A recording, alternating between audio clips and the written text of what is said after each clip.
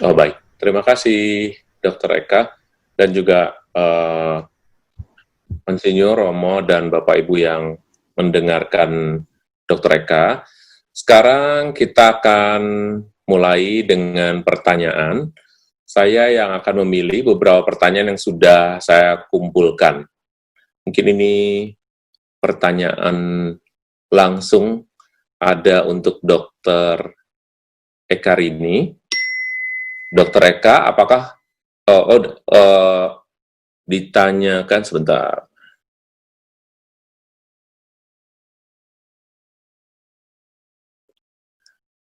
Untuk Dr. Eka, secara teori, apa benar libido wanita sangat meningkat pada saat subur dan bagaimana menangani pasangan yang suami ejakulasi dini, sementara istri membutuhkan waktu lama untuk mencapai puncak? Pertanyaannya sangat teknis, tapi ya semoga kami siap mendengarkan semuanya, terutama bapak-bapak. Langsung dijawab, Romo? Langsung dijawab aja, Bu, ya. Baik, betul sekali Bapak, siapa yang nanya? Saya tadi nggak dikasih tahu namanya. Baik, Bapak betul sekali bahwa libido wanita sebetulnya meningkat pada waktu wanita itu masa subur. Itu pada binatang ada yang namanya itu mengeluarkan bau tertentu sehingga bisa dikenali oleh pejantannya. Jadi betinanya mengeluarkan bau-bauan khusus. Pada dasarnya wanita juga mengeluarkan bau-bauan khusus. Kalau pasangan itu cukup sensitif, dia bisa membawa bahwa ini pasangan sedang subur gitu.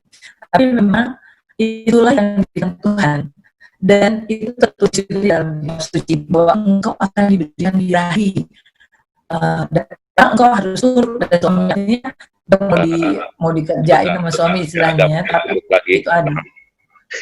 Mungkin harus pelan-pelan kayaknya. Oh baik. Ya, silakan Ibu lanjutkan. Jadi memang betul libidonya menaik ya. Jadi dan itu bisa dikenali. Dengan lendir cervix juga bisa dikenali, dengan baunya juga dikenali, dan memang itu sering mendekat kepada laki-laki pada masa subur. Jadi tolong kamu punya anak, kapan tidak punya anak, tolong dicermati. Untuk ejakulasi dini itu dalam masalah yang juga menyangkut psikososial suami. Maka memang bisa penelitian yang biasanya dikerjakan oleh para dokter-dokter urologi. Jadi suami harus dilatih bagaimana memperpanjang masa arousalnya dia, supaya dia tetap bisa erik tapi belum mengalami ejakulasi. Memang itu diperlukan latihan, dan latihannya tentu saja bukan sama dokternya kan, sama pasangannya. Sehingga hal-hal seperti ini bisa dibawa pada konseling. Nah, kalau konseling nanti memang harus dicoba, jadi praktek nggak di kamar dokter, praktek tetap di rumah, tapi bagaimana itu dilakukan konseling dan dikerjakan itu berdua bersama pasangannya. Nomor satu, jangan saling menyalahkan. Karena badan yang kita punya ini adalah badan yang dianugerahkan oleh Tuhan. Masing-masing orang punya kelebihan dan kekurangan. Ini juga masalah ejakulasi dini. Di perempuan ada masalah namanya vaginismus, di mana perempuan sulit sekali dilakukan penetrasi. Bukannya tidak bisa. Saya mengalami beberapa konseling yang seperti ini.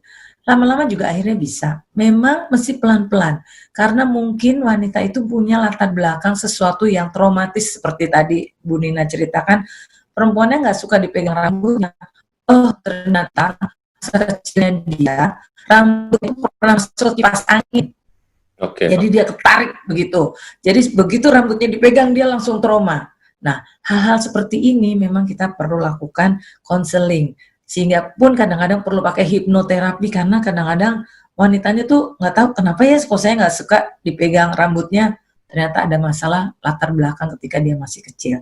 Nah, hal-hal ini harus memang dicermati. Romo, boleh nggak saya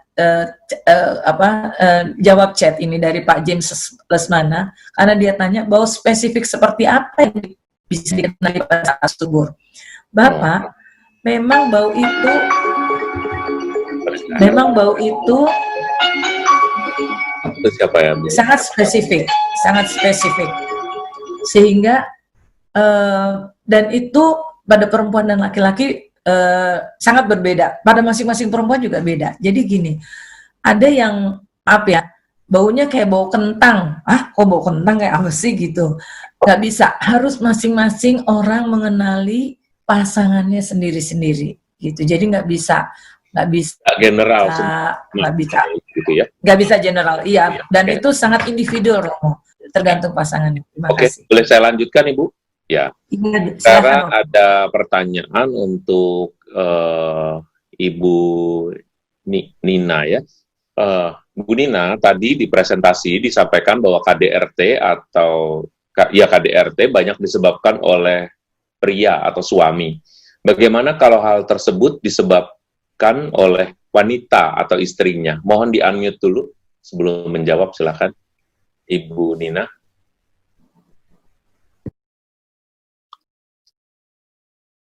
Ya. Oke, terima kasih atas pertanyaannya. Betul bahwa kalau misalnya kita lihat dari ini pertanyaan dari Bapak Tenoyo Leo Winata. Oke. Ya, terima kasih Pak Tenoyo. Jadi gini, kalau misalnya dari persentase gitu ya, pelaku kekerasan dalam rumah tangga, itu memang didominasi oleh laki-laki. Tapi betul sekali bahwa sebetulnya nggak semuanya oleh laki-laki. Ada kok perempuan-perempuan yang justru melakukan KDRT. Contohnya, kalau misalnya tadi saya sempat menayangkan mohon izin Romo saya tayangkan lagi bagian yang tadi ya. Nah misalnya yang ini ya, katakanlah menggunakan menggunakan anak gitu misalnya ya. Ini cukup sering kok yang melakukan adalah yang perempuan gitu. Jadi membuat korban merasa bersalah tentang anaknya gitu. Jadi kayak misalnya si perempuan mengatakan gitu pada suaminya, kamu sih gitu ya, kamu tadi terlambat pulangnya, jadi dia kan anak kita jadi sakit hati gitu dan lain sebagainya gitu. Atau menggunakan anak sebagai pengantar pesan. Jadi si istri tidak mau bicara kepada suaminya, tapi si anak yang disuruh menyampaikan gitu ya kepada suaminya. Jadi semua 8 gambaran ini sebetulnya bisa terjadi pada perempuan ataupun laki-laki. Hanya yang khusus memang yang ini nih yang biru muda ini di bawah menggunakan hak istimewa laki-laki gitu ya. Itu yang memang terus terang biasanya hanya laki-laki sih yang melakukannya. Dan ini pun karena terkait dengan budaya kita gitu. Nah, jadi maksudnya budaya timur itu kan biasanya laki-laki yang lebih ditinggikan gitu, dianggap penting dan lain sebagainya gitu ya, sehingga kadang-kadang kekerasan dari laki-laki itu dengan tadi tuh membuat ya ini hak laki-lakinya ini ya gitu yang dikeluarkan gitu ya misalnya gitu, tapi tetap kok perempuannya juga punya kesempatan untuk melakukan. Nah, baik pada pelaku perempuan maupun laki-laki sebetulnya seringkali itu munculnya karena trauma di masa lalu gitu ya. Jadi ada beberapa jenis pola pengasuhan yang sebetulnya memang membuat seseorang itu lebih rentan untuk menjadi pelaku kekerasan juga ketika dia dewasa gitu. Nah, tapi mau dia trauma kayak mau enggak kayak ya nggak boleh melakukan kekerasan untuk alasan apapun, sehingga memang keluarga ini ya bukan cuma si pelaku, tapi bukan cuma korban juga, tapi keluarga ini memang harus mendapatkan penanganan gitu sebetulnya secara lebih intensif untuk bisa mengurangi perilaku KDRT yang terjadi di dalam keluarga tersebut. Demikian Romo. Oke, terima kasih Bu Nina. Mungkin supaya lanjut sedikit ke Ibu Nina supaya nggak berpindah sebentar. Ada pertanyaan lanjutan untuk Ibu Nina. Apakah Ibu Nina pernah melakukan survei masalah perkawinan ini terhadap pasangan Katolik? Pengaruh positif dan negatif selama COVID-19 ini. Dari Jimmy Banjarmasin. Oke, terima kasih pertanyaannya Pak Jimmy. Kalau melakukan survei, berarti kan saya memberikan kuesioner, saya mengumpulkan dari mana-mana gitu ya, dan lain sebagainya, terus kemudian nanti dibuat laporannya dan lain sebagainya. Terus terang saya tidak melakukannya sebagai survei, tapi memang saya juga menangani gitu ya, beberapa keluarga Katolik.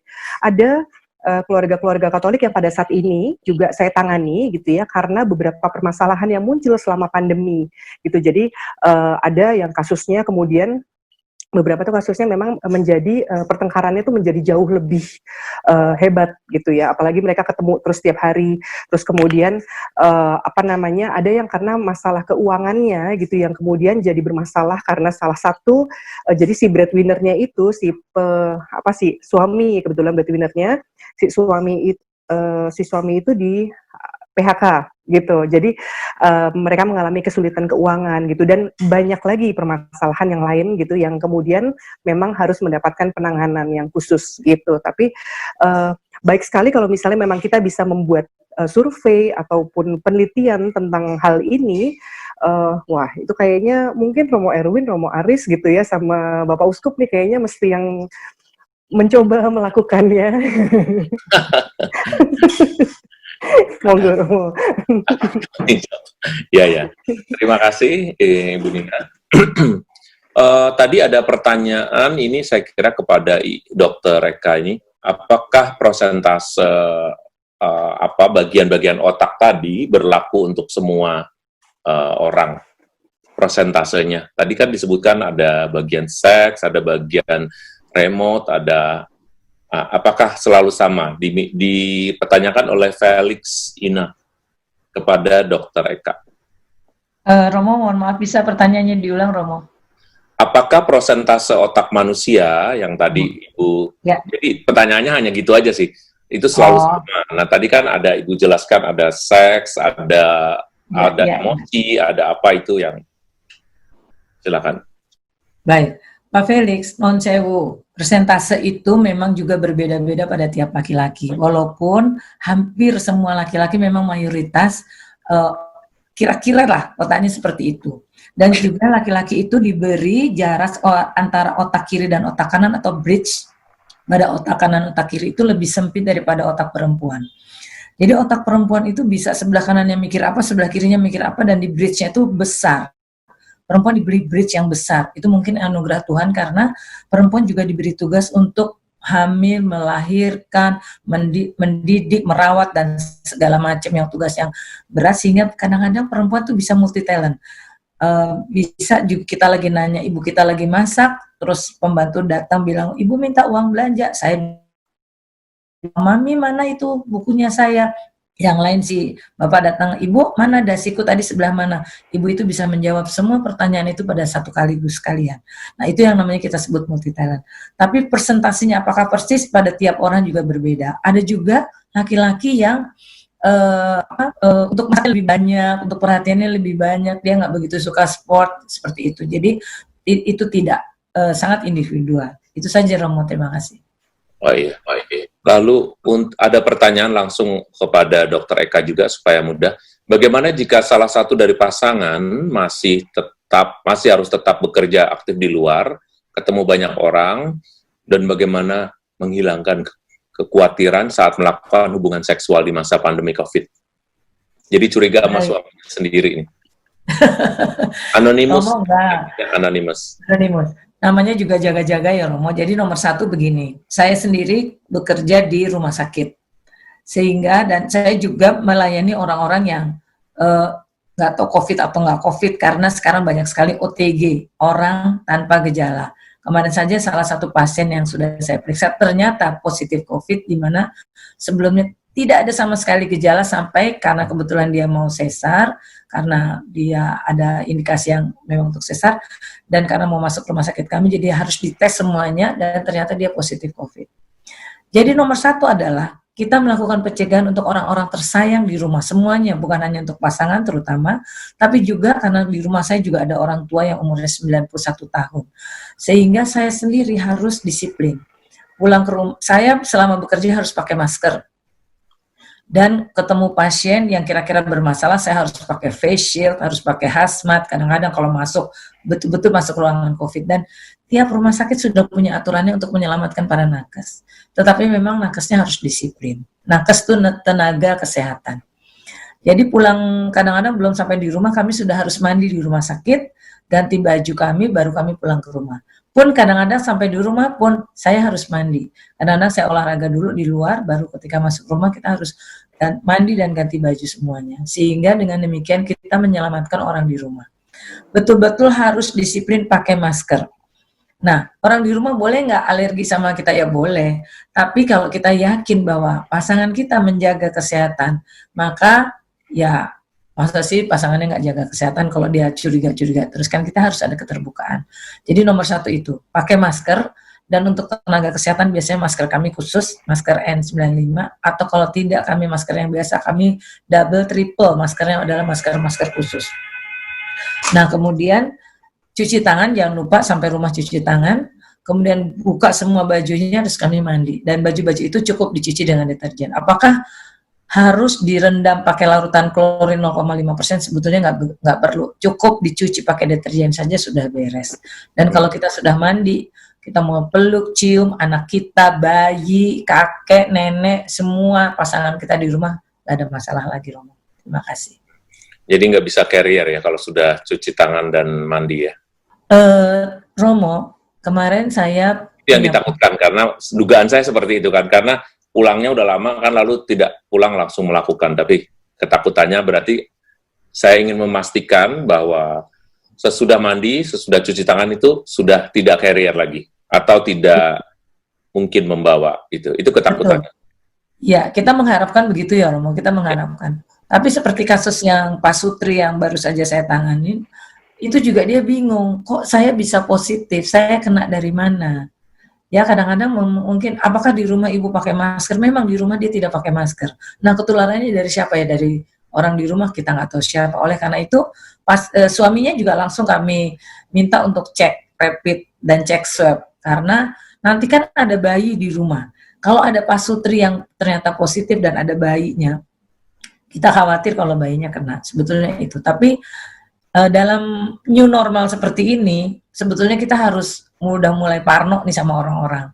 Jadi ada pasien yang kalau dia ngomong kan dia nggak enak kalau pakai masker, Romo. Jadi dia akan turunkan masker. Saya bilang, maaf ibu, tolong pakai maskernya sesuai. Begitu juga ada ibu yang mau melahirkan. Kadang-kadang mau melahirkan kan nggak enak kalau mau pakai masker, karena sesak banget pada waktu dia mau mengejan. Nah, oleh karena itu kalau dia nggak mau pakai masker, kita pakai chamber itu tadi yang namanya bilik persalinan itu, supaya dia bisa sedikit lebih enak karena dia bisa buka masker di situ. Tapi di dalam sana saya nolongnya dari sebelah luar dari biliknya itu, sehingga praktis saya lebih aman, sedikit lebih aman. Tapi tetap saya harus pakai baju hazmat, saya pakai masker yang khusus supaya saya juga menjaga diri saya agar saya pulang ke rumah aman untuk keluarga di rumah. Ya, sebelum saya bertanya kepada Ibu Nina, saya mau ada pertanyaan khusus ini, kenapa harus seksio kalau orang penderita COVID? Betul, jadi begini, memang kita belum punya banyak data karena memang... Nanyanya Bapak Eko. Iya Pak Eko, terima kasih. Jadi kami ini baru ada data dari Januari, Februari sampai bulan Mei ini, semua data yang misalnya mengizinkan untuk lahir normal gitu ya, belum ada masukan apakah aman atau tidak. Karena pada dasarnya COVID ini kita masih pelajari. Pada sebagian orang dia menyebabkan gejala yang luar biasa, hanya sakit beberapa hari, demam tinggi, langsung tercekat dan tercekik. Orangnya kita tidak mau pakai ventilator seperti apapun tidak akan bisa menolong, dan sudah banyak korbannya. Antara lain yang kami heran adalah seorang perenang juara nasional saja bisa pada kedatangan pertama foto ronsennya bagus, kedatangan kedua hanya beda kurang dari seminggu, foto ronsennya udah jelek sekali. Nah, seperti ini ragu nih, gimana lahir normal atau tidak gitu. Pada dasarnya ada yang kecolongan, ada. Dia COVID-nya positif, rapid-nya positif rapid ya. Jadi artinya dia pernah kena. Sedang kami kumpulkan data. Tetapi karena kami semua tidak tahu seberapa jauh penyakit ini akan menyerang ibu dan menyebabkan bahaya. Padahal ibu bersalin itu waktunya adalah 12-18 jam. Selama segitu lamanya, apakah COVID itu akan menyebabkan morbiditas yang tambah buat ibu, itu kita tidak tahu. Oleh karena itu seluruh dunia masih memutuskan untuk melakukan seksio cesarea pada pasien dengan COVID. Begitu. Terima kasih Pak Eko. Terima kasih Dr. Eka. Kepada Ibu Nina sekarang ini kita harus agak cepat sedikit. Banyak Pak Sutri yang berkomitmen dalam keluarga, tetapi komitmen maksudnya janji-janji ya. Tetapi kok susah mengekspresikan afeksinya kepada pasangan secara eksplisit.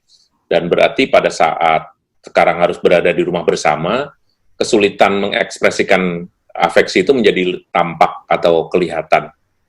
Nah, bagaimana membuat pasangan yang kurang ekspresif lah gitu, mungkin kurang ekspresif untuk menyampaikan afeksi atau kehangatannya itu bisa ditanggulangi. Silakan, Bu Nina.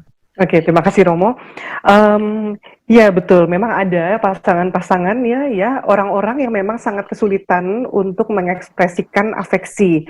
Sebetulnya ini mesti kita cek juga ya, apakah memang dia selalu mengalami kesulitan mengekspresikan afeksi atau baru-baru saja terjadinya gitu. Jadi kayak misalnya gini, kalau sebetulnya dari sejak pacaran dulu emang udah kesulitan, emang nggak terlalu ekspresif gitu. Lah, ya kok diteruskan gitu kan ke perkawinan gitu. Kalau sudah dipilih ya sudah gitu, nikmatilah gitu. Memang demikianlah caranya pasangan kita mengekspresikan gitu. Artinya gini, ekspresi dari afeksi tersebut tidak selalu dalam bentuk pelukan, belayan gitu ya, kata-kata manis gitu.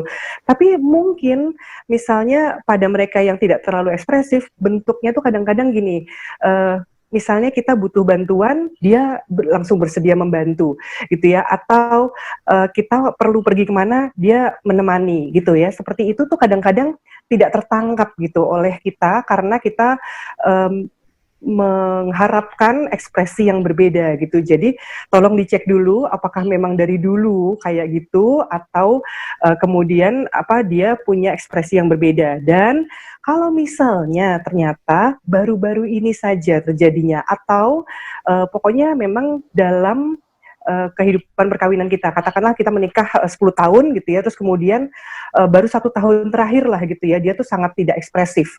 Berarti yang perlu kita cek adalah di dalam 1 tahun terakhir ya, plus minus, misalnya katakanlah kalau sekarang ini bulan Mei gitu ya, bulan Juni ya sekarang udah ya, bulan Juni gitu ya, mungkin kalau 1 tahun terakhir, mungkin dari bulan Mei atau Juni tahun lalu itu ada kejadian apa sih ya, mungkin ada sesuatu di situ yang membuat dia menjadi tidak terlalu ekspresif lagi gitu. Dan kejadian yang itu yang perlu diselesaikan supaya dia bisa kembali lagi ekspresif seperti sebelumnya gitu. Dan di luar itu sangat penting bagi kita untuk memang mengomunikasikan, dan komunikasinya itu sekonkret mungkin gitu. Jadi kayak misalnya gini, kalau memang kita kepengen dipeluk, itu jangan cuma nyindir-nyindir.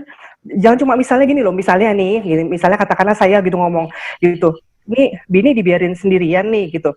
Itu nggak jelas gitu. Jadi perjelaslah pesannya gitu. Kayak misalnya, saya mau dong dipeluk gitu, atau saya pengen banget deh dibelai lengan kiri saya nih, kayaknya agak-agak gimana gitu misalnya Jujur gitu. aja gitu ya. Jujur aja Romo, terbukalah gitu. Soalnya ini ada pertanyaan sama mengarah ke situ juga. Bagaimana kalau suaminya tuh nggak ngerti-ngerti dengan kemauan kita pada saat kemauan kita berhubungan seksual? Nah, mungkin jawabannya di situ ini Selvia Francisca bisa langsung dijawab menyangkut itu. Ya betul. Jadi ya kadang-kadang ya jadi gini, ada beberapa keluhan gitu ya kalau misalnya konseling perkawinan itu ditanyakannya adalah gini, kok nggak ngerti-ngerti sih gitu. Kemudian saya mencoba menggali bagaimana sih caranya si pasangan ini misalnya istri gitu ya menyampaikan pesan kepada suaminya sampai suaminya nggak ngerti-ngerti gitu. Jadi kan di sini perlu ada assessment kepada kedua belah pihak. Suaminya kayak apa sih kok sampai nggak ngerti-ngerti, dan istrinya bagaimana sih cara menyampaikan pesannya kok si suaminya nggak ngerti kan gitu. Nah cukup sering ternyata yang disebut menyampaikan pesan yang jelas dari istri itu adalah sindiran-sindiran sesungguhnya. Jadi ya memang nggak ketangkep gitu oleh suaminya ya, apalagi kalau suaminya tuh orangnya tuh lempeng gitu ya, itu sudahlah lupakan sindiran gitu ya, langsung aja menyampaikan apa yang diinginkan gitu, nggak usah kebanyakan bunga gitu, bilang aja gitu, nggak usah malu-malu lah, itu udah jadi pasangan gitu loh, udah diberkati Tuhan gitu kan, gitu. Jadi dalam menyampaikan itu juga usahakan kita memperhatikan juga bahasa nonverbal kita gitu ya. Jadi kayak misalnya kalau kita menyampaikan dengan mata melotot, ya tentunya akan diterima dengan tidak nyaman oleh pasangan kita, dibandingkan ketika kita menyampaikan dengan mata yang apa tuh, maunya normal aja lah gitu ya, biasa aja gitu ya, atau dengan kita menyampaikan dengan tersenyum gitu kan, wajahnya kan jadi lebih enak untuk dilihat gitu. Nah gitu, jadi apa namanya, kita memang perlu juga mengintrospeksi diri kita bagaimana cara kita menyampaikan pesan. Itu di luar itu memang si pasangan ini juga perlu disadarkan kalau kita tidak berhasil menyampaikan kepada pasangan kita, kita bisa minta tolong pihak lain. Pihak lain itu bisa siapapun, bisa misalnya kakaknya dia menghormati kakaknya gitu. Kita minta tolong kakaknya tolong dong sampein ke suami saya gitu atau ke istri saya gitu untuk melakukan ini gitu misalnya. Atau memang tadi itu ketika datang ke konselor perkawinan gitu ya, di situ yang akan digali gitu. Apa sih sebetulnya yang dibutuhkan, apa yang diinginkan gitu dari pasangan masing-masing dan dicoba untuk dilakukan. Gitu, demikian Romo. Kalau boleh, ya terima kasih Ibu Nina. Kalau boleh ini ada satu pertanyaan karena tadi menyangkut ada bagian mengenai perceraian ya, atau hasil dari pandemi ini salah satunya adalah soal perceraian. Ada satu pertanyaan bagaimana terhadap satu pasangan yang ngotot untuk cerai. Karena pertanyaannya dari Keuskupan Samarinda, maka saya minta Romo Aris boleh membantu menjelaskan. Karena pasti setiap keuskupan mempunyai perbedaan tentang perceraian ini. Silakan Romo Aris. Mohon diulangi pertanyaannya, Romo Erwin. Bagaimana kalau ada pasangan yang ngotot mau cerai? Bagaimana apa yang harus diberi apakah yang harus dikasih tahu ke mereka sebagai SKK sih, mereka bilang sebagai kerasulan keluarga, apa yang bisa dilakukan? Baik, ada banyak atau 1001 alasan bagi pasutri untuk bercerai. Biasanya adalah alasan-alasan yang paling utama. Satu adalah alasan kepribadian, perbedaan kepribadian yang sangat membuat pasutri itu berat di dalam hidup bersama. Yang kedua, itu berkaitan dengan alasan ekonomi. Yang ketiga, berkaitan dengan alasan anak. Yang keempat, berkaitan dengan alasan orang ketiga. Dan yang kelima, kebanyakan beralasan karena hobi.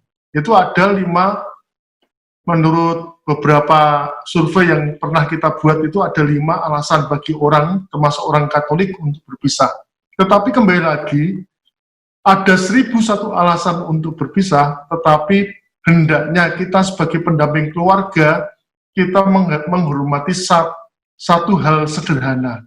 Walaupun ada 1001 alasan untuk berpisah, tetapi ada jutaan alasan bagi kita yang harus kita temukan untuk bersatu.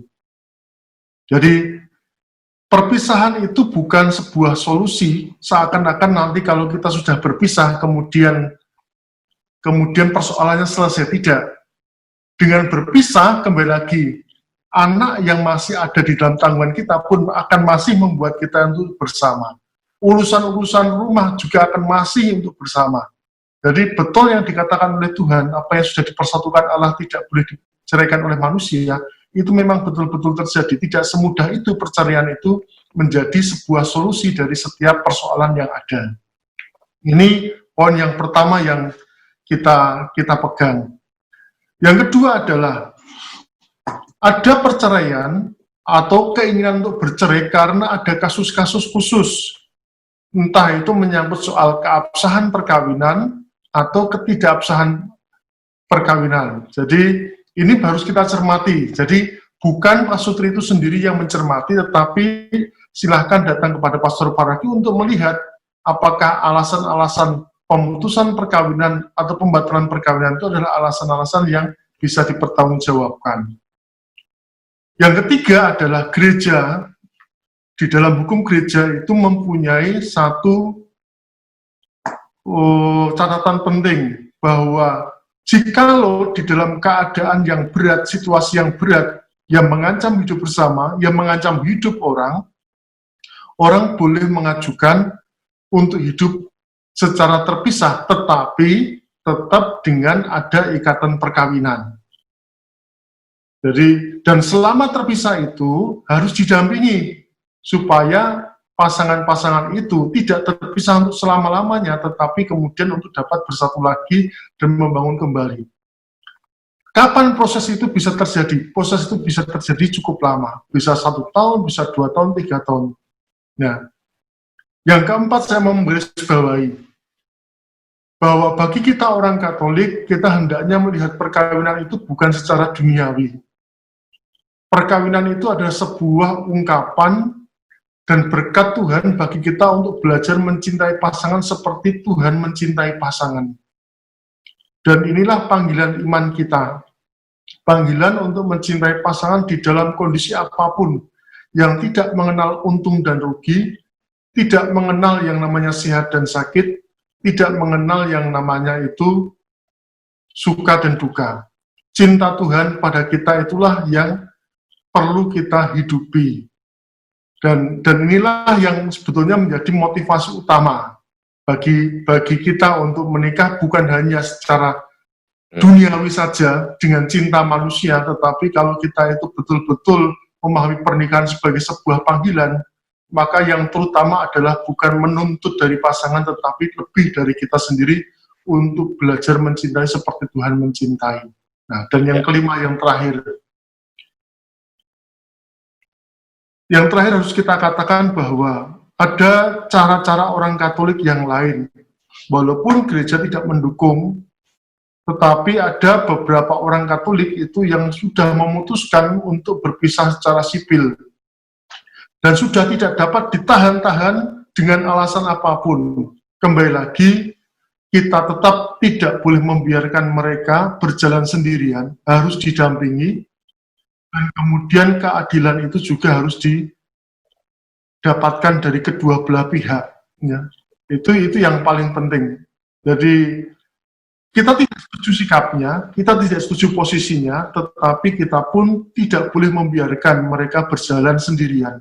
Harus didampingi, dan kita tahu bahwa pendampingan kita bukan untuk mengatakan setuju, tetapi pendampingan kita untuk mengatakan, yuk kita cari yang terbaik, kita cari yang adil, kita cari yang dapat kita laksanakan. Ya, itu 5 prinsip dasar yang biasanya kita gunakan sebagai pendamping keluarga untuk mendampingi mereka yang sudah mempunyai keinginan untuk berpisah. Begitu, Romo Erwin. Oke, terima kasih, Romo Aris.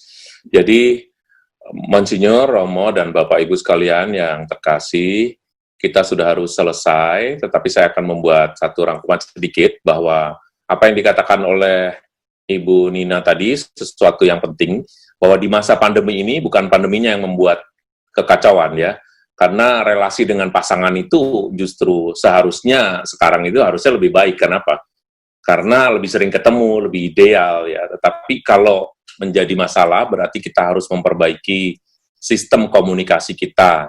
Contohnya tadi dengan memberi apresiasi, lalu berkomunikasi, berkomitmen kepada keluarga, tadi sudah dijelaskan juga. Waktu bersama dibuat menyenangkan, lalu punya kesejahteraan spiritual, dan juga kemampuan mengelola stres. Ada banyak hal yang harus dilakukan, terutama adalah kesatuan suami istri. Itu yang penting. Supaya jangan menyalahkan pandeminya, tetapi justru menjadikan ini sebagai suatu kesempatan untuk semakin mesra. Gitu.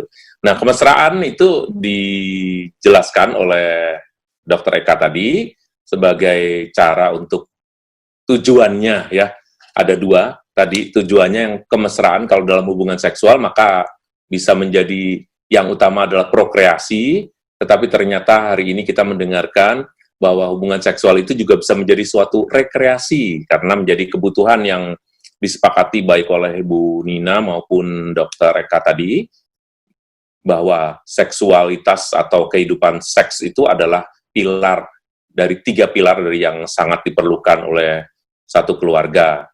Nah, dari penjelasan beliau kita bisa memahami bagaimana hubungan seksual itu bisa membantu, tapi karena situasinya berbeda, situasinya khusus, istimewa, kita punya beberapa pegangan atau kiat-kiat yang tadi juga sudah disampaikan ya, mulai dari mengatur kelahiran, lalu bagaimana juga mengatur kebersihan, lalu juga dia dibantu oleh kedua panelis tadi, bahwa memang hubungan seks bukan hanya sekedar